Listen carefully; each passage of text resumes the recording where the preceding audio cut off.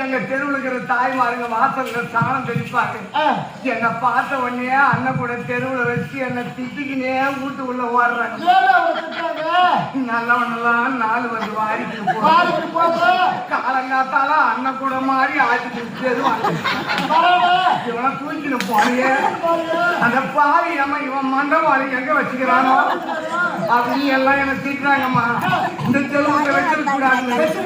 போன வாரம் செவ்வாய்க்கிழமை காலையில 9 மணிக்கெல்லாம் கரண்ட் கம்பத்துல ஏறி மைன் வயல புடிச்சிட்டோம். 9 மணிக்கு ஏறி புடிச்சல சாயங்காலம் 4 மணி வரைக்கும் வயல புடிச்சு தொங்கிட்டு இருக்கிறோம். அன்னைக்கு தான் சடோனம்மா.